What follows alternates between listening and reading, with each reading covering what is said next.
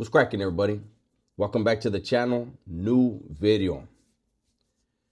So it seems like, from what we're hearing over the last day or two, Carmelo Anthony, the tragic stabbing that occurred in Texas, the young 17-year-old who stabbed another 17-year-old in the chest, and the victim wound up dying, stabbed through the heart. Carmelo Anthony apparently has now been relocated to an undisclosed place due to some serious threats. I have a few things I want to say about this.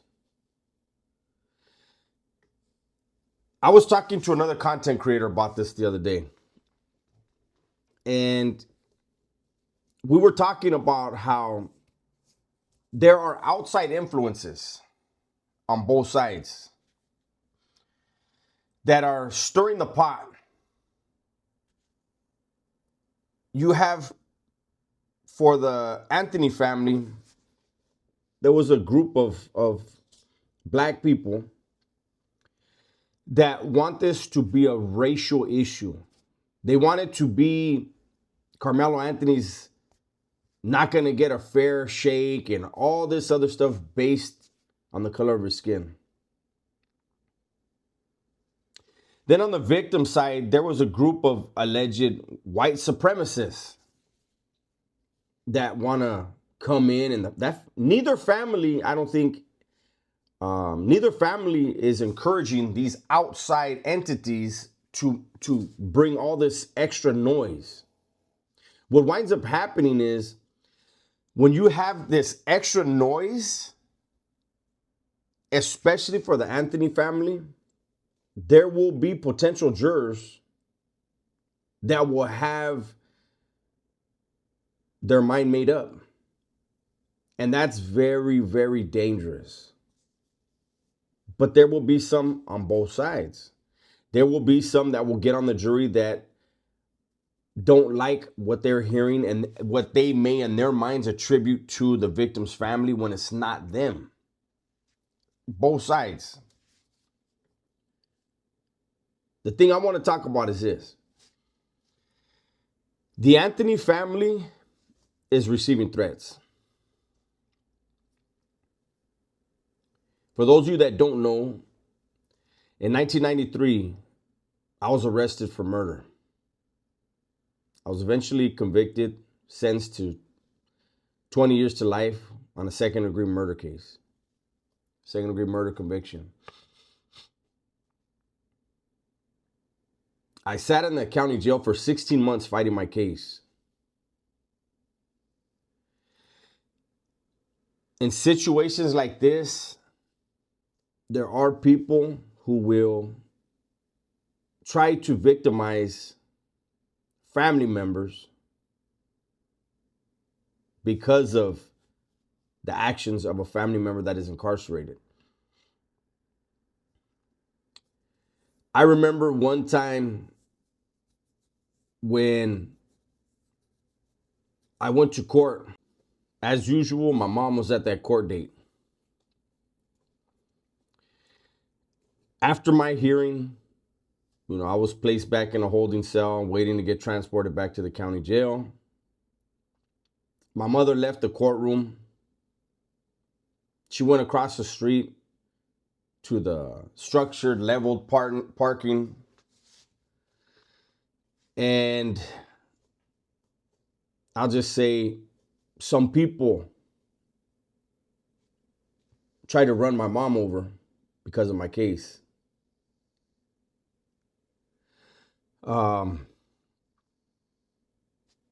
The day that I was sentenced,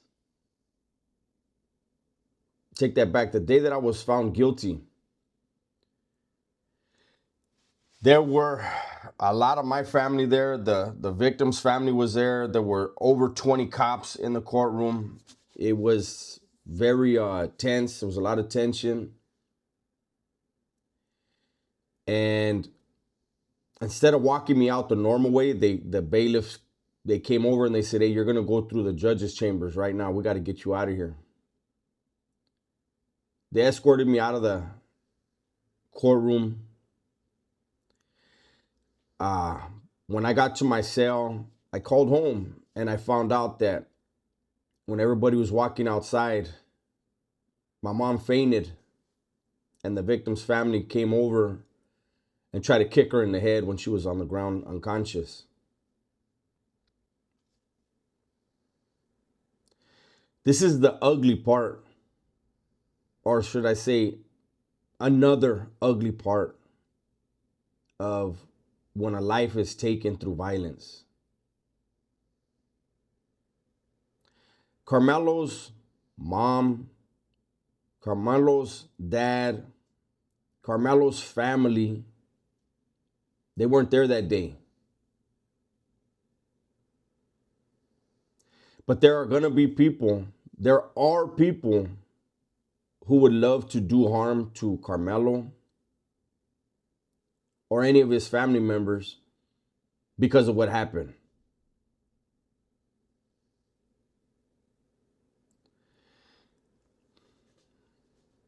I had family members of mine get into incidents with family members of my victim's family. And my family had nothing to do with what I did.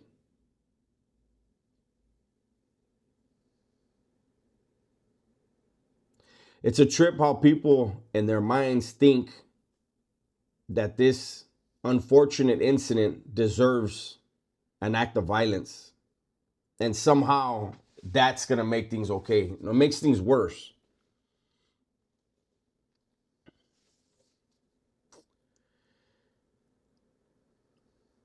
I know that Carmelo Anthony won't see this or believe this.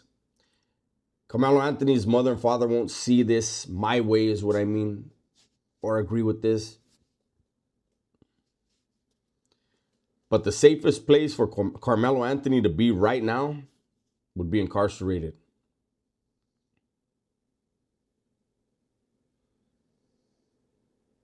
As long as he's not out in the public, out in the open, people can't take any shots at him. And I don't mean shots as far as gunfire. I just mean nothing can happen, whether it be verbal or physical.